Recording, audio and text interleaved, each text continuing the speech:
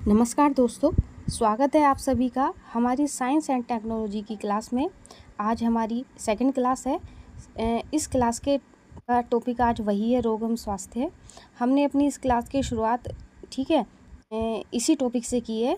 ठीक है, UP triple SC के जितने भी एग्ज़ाम्स हैं सभी के लिए हमारी क्लास बहुत हेल्पफुल है।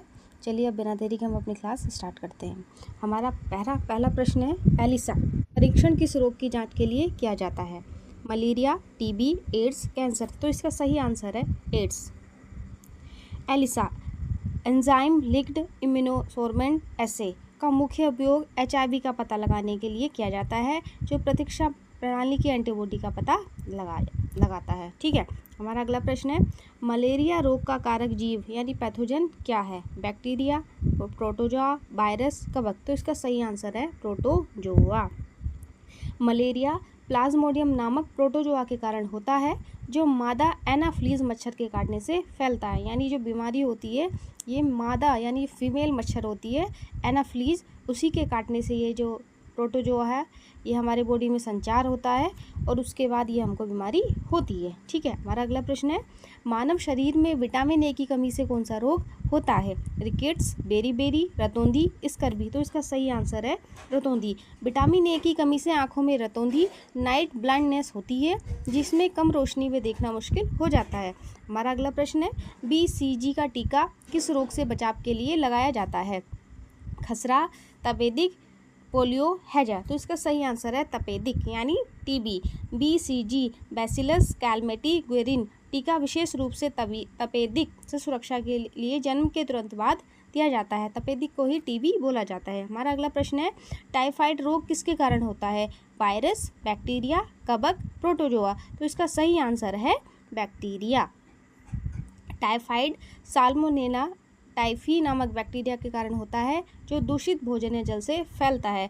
सभी को जो भी बैक्टीरिया है या वायरस है उनका नाम भी याद रखना है, क्योंकि एग्ज़ाम्स में बीमारी के साथ साथ उनके जो बैक्टीरिया है या वायरस है उसका नाम भी बहुत पूछा जाता है। ठीक है, हमारा अगला प्रश्न है, इंसुलिन की कमी से कौन सा रोग होता है? घेंगा, मधुमेह, एनीमिया, कैंसर। तो इसका सही आंसर है मधुमेह। अग्न्याशय यानी जो पैंक्रियाज होता है उससे इंसुलिन नहीं निकलने पर ब्लड में शुगर लेवल बढ़ जाता है, जिससे डायबिटीज़ कहते हैं। हमारा अगला प्रश्न है, प्लेग किस जीव के माध्यम से फैलता है? मक्खी, चूहा, मच्छर, कुत्ता। तो इसका सही आंसर है चूहा। प्लेग यर्सीनिया पेस्टिस बीमारी से होता है, जो चूहों पर रहने वाले पिस्सू के माध्यम से फैलता है। हमारा अगला प्रश्न है, एड्स किसके द्वारा फैलता है? पानी, हवा, वायरस, संपर्क। तो इसका सही आंसर है वायरस। और वायरस कौन सा होता है? एचआईवी। अगला प्रश्न है, ब्लैक डेथ के नाम से किसे जाना जाता है? Malaria, plague, TB, cancer. तो इसका सही आंसर है प्लेग। मध्य युग में प्लेग की महामारी ने लाखों लोगों की जान ले ली थी, इसलिए इसे ब्लैक डेथ कहा जाता है। हमारा अगला प्रश्न है, पायरिया रोग मानव शरीर के किस अंग को प्रभावित करता है? आँखें, मसूड़े, कान, गला। तो इसका सही आंसर है मसूड़े। पायरिया मसूड़ों की बीमारी है, जिससे दांतों की जड़ों में मवाद और खून आने लगता है। हमारा अगला प्रश्न है, निम्नलिखित में से कौन सा रोग आनुवांशिक जेनेटिक है? रतौंधी, वर्णांता, एनीमिया, पोलियो। तो इसका सही आंसर है वर्णांता। वर्णांता यानी कलर ब्लाइंडनेस एक आनुवांशिक स्थिति है, जिसमें व्यक्ति रोगों के बीच अंतर नहीं कर पाता है। रोग कौन कौन से होते हैं? हरे और लाल रंग के बीच अंतर नहीं कर पाता है। अगला प्रश्न है, मलेरिया का परजीवी किसके द्वारा फैलता है? मादा एनाफ्लीज, घरेलू मक्खी, सीसी मक्खी, कॉकरोच। तो इसका सही आंसर है मादा एनाफ्लीज। प्लाज्मोडियम परजीवी को फैलाने का काम मादा एनाफ्लीज मच्छर करती है, नर मच्छर नहीं करता है। मानव शरीर में रक्त की कमी से कौन सा रोग होता है? स्कर्वी, एनीमिया, रिकेट्स, मधुमेह। तो इसका सही आंसर है एनीमिया। शरीर में हीमोग्लोबिन या आयरन की कमी होने से एनीमिया रोग हो जाता है, जिससे शरीर में कमजोरी महसूस होती है। हमारा अगला प्रश्न है, रेबीज के टीके की खोज किसने की थी? Edward Jenner, Louis Pasteur, Alexander Fleming, Robert Koch. तो इसका सही आंसर है लुई पास्चर। लुई पास्चर ने 1885 में पहली बार रेबीज के टीके का सफलतापूर्वक उपयोग किया था। हमारा अगला प्रश्न है, प्रश्न number 15, oral polio vaccine OPV के विकासकर्ता कौन है? यानी इस वैक्सीन को किसने बनाया था? Albert Sabin, Jonas Salk, Edward Jenner, कोई नहीं। तो इसका सही आंसर है अल्बर्ट साविन। अल्बर्ट साविन ने ओरल पोलियो वैक्सीन यानी मुंह से दी जाने वाली दवा विकसित की थी। जैसे गाँव में पिलाते हैं, घर घर आके जो आंगनवाड़ी कार्यकर्त्री थी वो पिलाती है ना पोलियो ड्रॉप, वही ये वैक्सीन है। ये कौन सी है? ओरल वैक्सीन थी पोलियो की। अगला प्रश्न है प्रश्न नंबर 16, डेंगू बुखार किस मच्छर के काटने से फैलता है? एनाफ्लीज, क्यूलेक्स, एडीज इजिप्टी, कोई नहीं। तो इसका सही आंसर है Aedes aegypti. Dengue virus Aedes aegypti मच्छर द्वारा फैलता है, जो अक्सर दिन के समय काटता है। मस्तिष्क की सूजन एनसेफेलाइटिस मुख्य रूप से किसके कारण होती है? बैक्टीरिया, वायरस, प्रोटोजोआ, कवक। तो इसका सही आंसर है वायरस। एनसेफेलाइटिस अधिकतर वायरस के संक्रमण के कारण होता है, जो सीधे मस्तिष्क की कोशिकाओं में सूजन पैदा करता है। अगला प्रश्न है कैंसर के उपचार के लिए किस रेडियो आइसोटोप का उपयोग किया जाता है? कोबाल्ट 60, आयोडीन 131, फॉस्फोरस 32, कोई नहीं। तो इसका सही आंसर है कोबाल्ट 60। कोबाल्ट 60 से निकलने वाली गामा किरणें कैंसर कोशिकाओं को नष्ट करने में सहायक होती हैं और कोबाल्ट 60 से कैंसर का इलाज होता है और आयोडीन 131 से थायराइड का, फॉस्फोरस 32 से ल्यूकोमिया बीमारी का इलाज होता है। हमारा अगला प्रश्न है निमोनिया शरीर के किस अंग को प्रभावित करता है? हृदय, फेफड़े, गुर्दे, यकृत यानी लीवर। तो इसका सही आंसर है फेफड़े। निमोनिया में फेफड़ों की वायु थैली जिसको एल्वियोली बोलते हैं, उसमें सूजन आ जाती है, उसमें क्या हो जाता है? लिक्विड भर जाता है।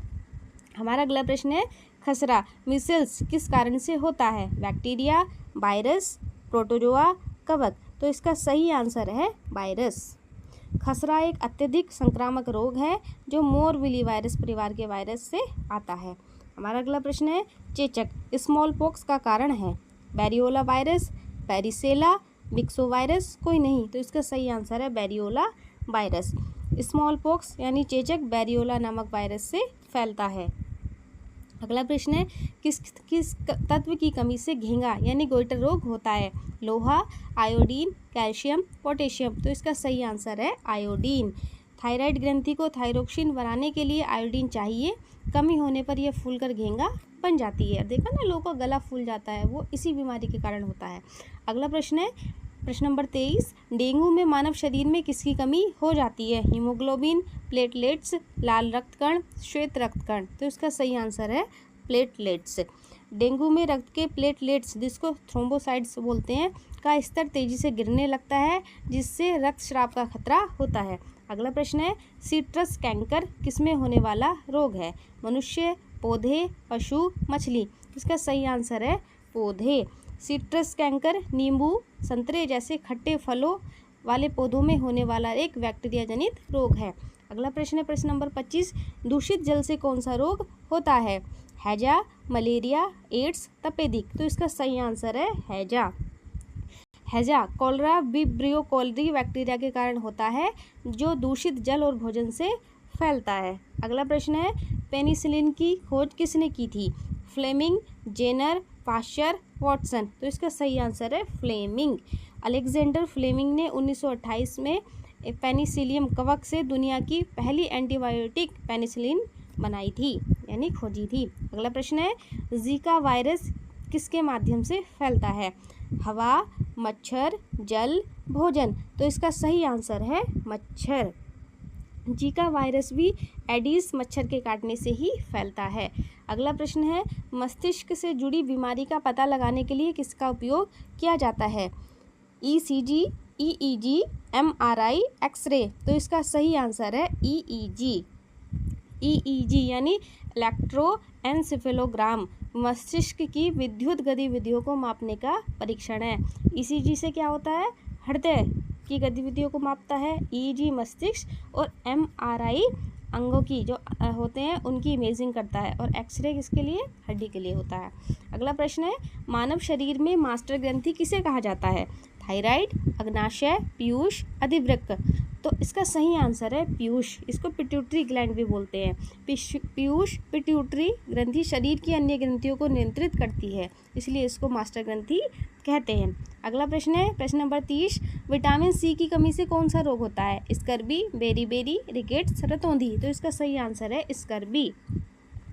विटामिन सी का रासायनिक नाम है एस्कॉर्बिक एसिड। की कमी से मसूड़ों से खून आना और घाव का धीरे धीरे भरना होता है।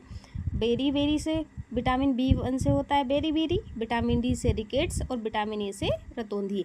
हमारा अगला प्रश्न है कौन सा रोग जल जनित नहीं है? हैजा, टाइफॉइड, हेपेटाइटिस, खसरा। तो इसका सही आंसर है खसरा। खसरा एक श्वसन संबंधी रोग है जो छींकने या खांसने से हवा में फैलता है, ना कि जल से। अगला प्रश्न है हृदय की धड़कन जांचने के लिए किसका उपयोग किया जाता है?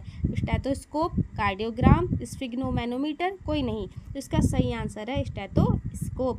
स्टेथोस्कोप का उपयोग डॉक्टरों द्वारा हृदय की धड़कन और फेफड़ों की ध्वनियों को सुनने के लिए किया जाता है। जैसे आप सभी ने देखा होगा ना, डॉक्टर्स के गले में जो पड़ा रहता है, जिसको आम भाषा में आला बोल देते हैं, उसी को स्टेथोस्कोप कहा जाता है। डॉक्टर जब भी किसी पेशेंट को देखता है तो सबसे पहले क्या होता है, उसके हार्ट वगैरह पर उसी आले को लगाता है, स्टेथोस्कोप को, उससे यह जांच करता है। ठीक है। अगला प्रश्न है एड्स दिवस कब मनाया जाता है? 1 दिसंबर, 10 दिसंबर, 15 दिसंबर, 20 दिसंबर। तो इसका सही आंसर है 1 दिसंबर। विश्व एड्स दिवस हर साल 1 दिसंबर को एड्स के प्रति जागरूकता बढ़ाने के लिए मनाया जाता है। 10 दिसंबर को मनाया जाता है मानव अधिकार दिवस। ठीक है। हमारा अगला प्रश्न है रक्त का थक्का जमने के लिए कौन सा विटामिन आवश्यक है?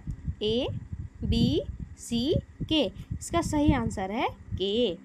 विटामिन के लीवर में प्रोथ्रोम्बिन प्रोटीन बनाने में मदद करता है, जो रक्त का थक्का जमने के लिए अनिवार्य है। ठीक है।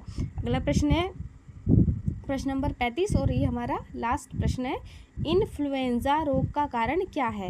वायरस, बैक्टीरिया, प्रोटोजोआ, कवक। तो इसका सही आंसर है वायरस। इन्फ्लुएंजा वायरस के कारण होता है, जो श्वसन प्रणाली को प्रभावित करता है। ठीक है। अगर आपको हमारे आज के प्रश्न अच्छे लगे हैं तो हमारे चैनल को सब्सक्राइब करें और हमारी वीडियो को लाइक करें। Thank you.